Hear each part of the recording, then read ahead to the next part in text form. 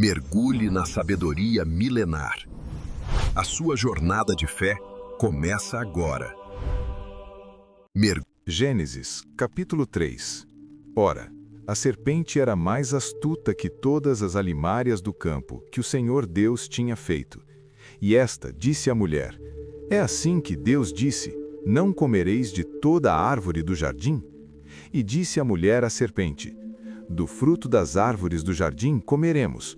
Mas do fruto da árvore que está no meio do jardim, disse Deus: Não comereis dele, nem nele tocareis, para que não morrais.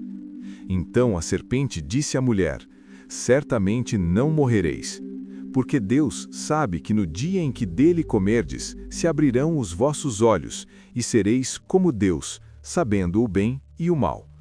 E viu a mulher que aquela árvore era boa para se comer, e agradável aos olhos, e árvore desejável para dar entendimento. Tomou do seu fruto e comeu, e deu também a seu marido, e ele comeu com ela. Então foram abertos os olhos de ambos, e conheceram que estavam nus, e coseram folhas de figueira, e fizeram para si aventais. E ouviram a voz do Senhor Deus, que passeava no jardim pela viração do dia. E esconderam-se Adão e sua mulher da presença do Senhor Deus entre as árvores do jardim.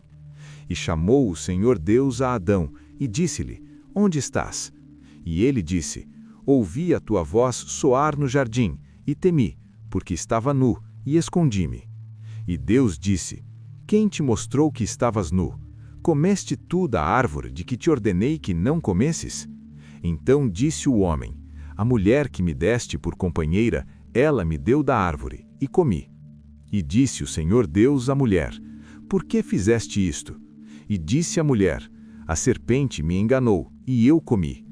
Então o Senhor Deus disse à serpente: Porquanto fizeste isto, maldita serás mais que toda a besta, e mais que todos os animais do campo.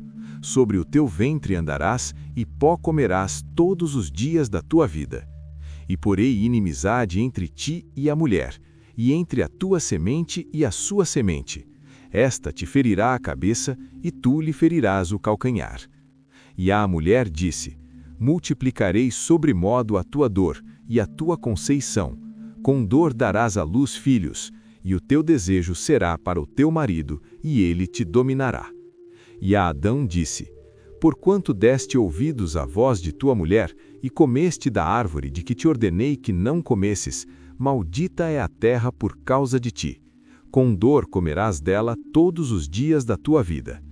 Espinhos e cardos também te produzirá, e comerás a erva do campo. No suor do teu rosto comerás o teu pão, até que te tornes a terra, porque dela foste tomado. Porquanto és pó, e em pó te tornarás. E chamou Adão o nome de sua mulher Eva, porquanto era a mãe de todos os viventes. E fez o Senhor Deus a Adão e a sua mulher túnicas de peles, e os vestiu. Então disse o Senhor Deus: Eis que o homem é como um de nós, sabendo o bem e o mal. Ora, para que não estenda a sua mão e tome também da árvore da vida, e coma e viva externamente. O Senhor Deus, pois, o lançou fora do jardim do Éden para lavrar a terra de que fora tomado. E havendo lançado fora o homem, pôs querubins ao oriente do jardim do Éden, e uma espada inflamada que se revolvia por todos os caminhos, para guardar o caminho da árvore da vida. Introdução: O limiar da existência. Sejam bem-vindos a uma das análises mais profundas já realizadas sobre o texto que moldou a consciência da civilização ocidental. Estamos diante do capítulo 3 do livro de Gênesis. Não estamos apenas lendo um registro religioso, mas explorando o DNA da condição humana. Por que sentimos culpa? Por que o trabalho é árduo? Por que a morte nos assombra? As respostas, segundo a tradição milenar, estão contidas nestes 24 versículos. Imagine, se puder, o silêncio do Éden antes deste capítulo. Um mundo sem ansiedade, sem divórcios, sem luto, sem suor. Uma simbiose perfeita entre criatura e Criador. Agora, respire fundo, pois estamos prestes a atravessar o portão de onde nunca mais voltamos da mesma forma. O surgimento da astúcia. Ora, a serpente era mais astuta que todas as alimárias do campo que o Senhor Deus tinha feito. E esta disse à mulher: é assim que Deus disse: não comereis de toda a árvore do jardim? Começamos com uma introdução de personagem que define o tom de todo o conflito. O texto hebraico usa a palavra Arum. É uma palavra fascinante, pois soa quase exatamente como Aron, que significa nu. No capítulo anterior, o homem e a mulher estavam nus, Aron, e não se envergonhavam. Agora entra a serpente, que é astuta, Arum. A nudez da inocência está prestes a ser confrontada pela astúcia da malícia. A serpente não é apresentada como um demônio com chifres, mas como uma criatura do campo. Sua arma não é o veneno físico, mas a retórica. Ela faz a primeira pergunta da Bíblia. E note bem, toda a queda da humanidade começa com uma pergunta. É assim que Deus disse: não comereis de toda a árvore do jardim? Analise a estrutura desta frase. Ela é carregada de exagero. Deus nunca disse que eles não podiam comer de toda a árvore. Ele disse que podiam comer de todas, exceto uma. A estratégia da tentação é sempre esta: focar no que é proibido para que você esqueça a abundância do que é permitido. A psicologia da tentação. A mulher responde, e aqui vemos o primeiro sinal de erosão espiritual. Ela tenta corrigir a serpente, mas ao fazer isto, ela adiciona suas próprias palavras à lei de Deus. Nem nele tocareis, disse ela. Deus nunca proibiu o toque, apenas a consução. Quando tornamos a lei de Deus mais legalista e pesada do que ela realmente é, criamos um Deus que parece um tirano. E é nesse solo fértil que a serpente planta a negação direta: certamente não morrereis. Esta é a grande mentira. A serpente oferece um atalho para a divindade. Sereis como Deus. O desejo humano de transcendência é usado contra o próprio humano. A tentação sugere que Deus está retendo o melhor de você, que Deus tem medo da sua concorrência, que a verdadeira liberdade só existe fora da obediência. Pense nisso. A serpente convence o ser humano de que a autonomia é preferível à comunhão. O ato de transgressão. O versículo 6 é um dos momentos mais lentos e descritivos do texto. E viu a mulher que aquela árvore era boa para se comer, agradável aos olhos e árvore desejável para dar entendimento. Tomou do seu fruto e comeu, e deu também a seu marido, e ele comeu com ela. Então foram abertos os olhos de ambos, e conheceram que estavam nus, e coseram folhas de figueira e fizeram para si aventais. A consciência da nudez. Então foram abertos os olhos de ambos, mas eles não viram o que esperavam. A serpente prometeu visão divina, mas eles receberam visão humana caída. Eles viram que estavam nus. Porque a nudez é o primeiro efeito do pecado? Porque a confiança morreu. Antes, eles podiam ser vulneráveis, porque não havia malícia. Agora, eles sentem que precisam se proteger um do outro.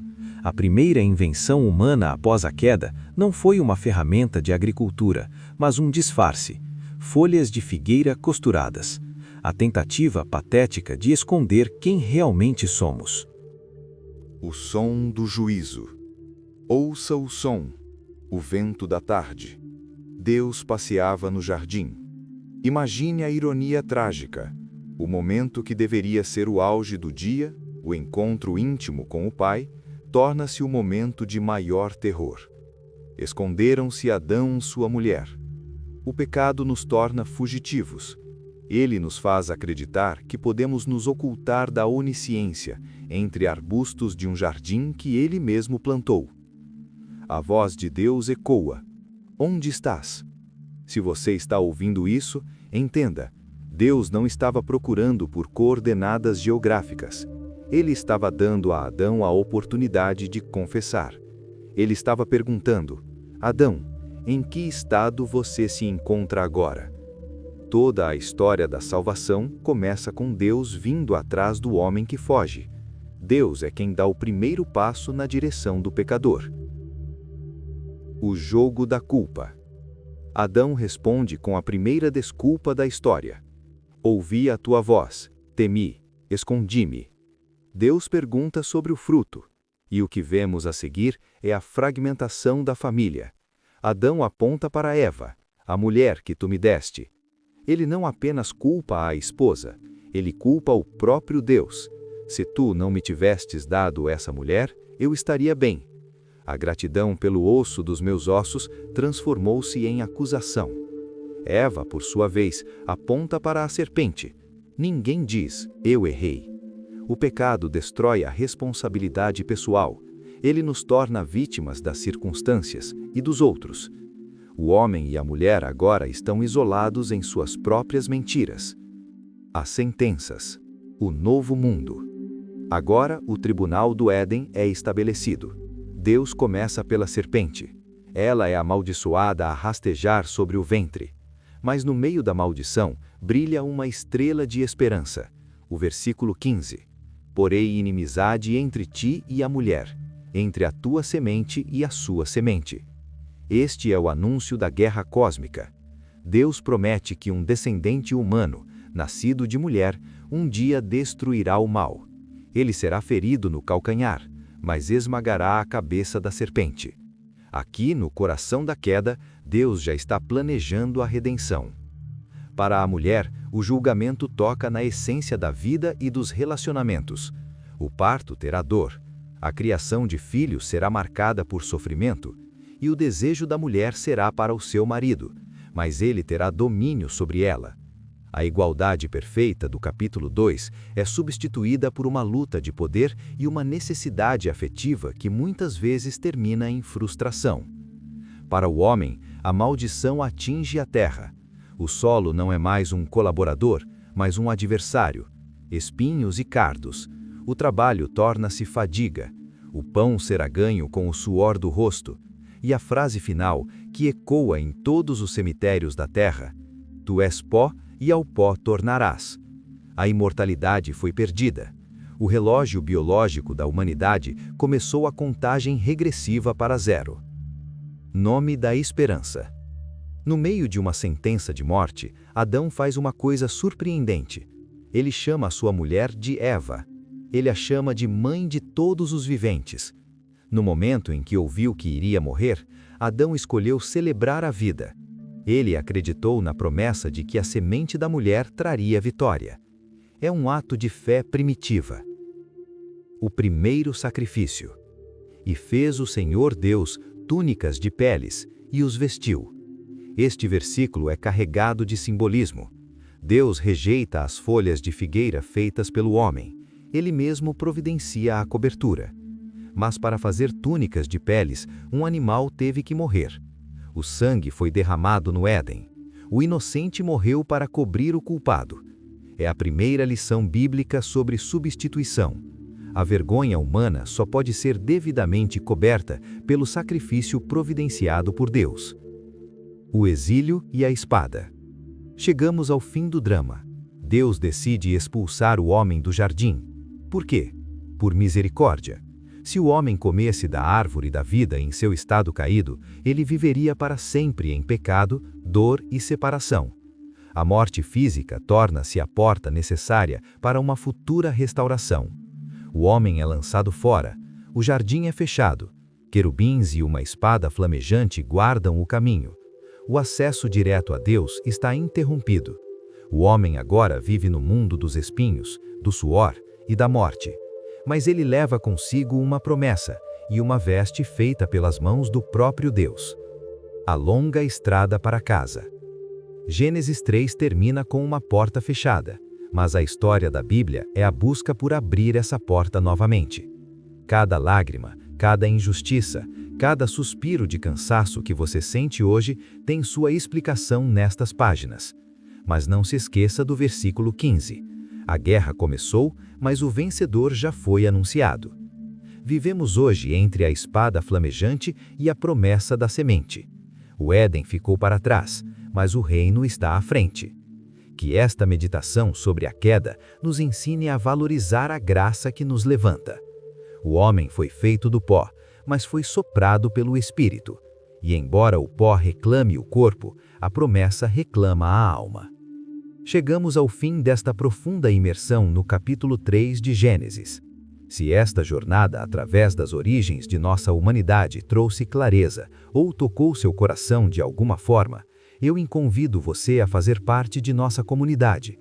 Sua interação é o que permite que verdades tão profundas continuem a ser exploradas e compartilhadas.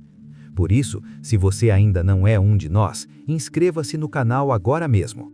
Não esqueça de curtir este vídeo, pois o seu gostei sinaliza para a plataforma que este conteúdo tem valor e deve chegar a mais pessoas que buscam entendimento.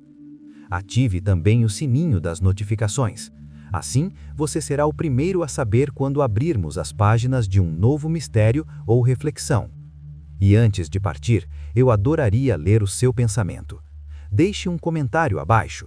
Qual versículo deste capítulo mais impactou a sua visão de mundo hoje? Existe algum detalhe da queda ou da promessa de redenção que você gostaria de explorar em um próximo vídeo? Obrigado por nos acompanhar nesta longa jornada. Que a sabedoria dos antigos ilumine os seus passos no presente. Até a próxima. Que a paz de Deus esteja com você.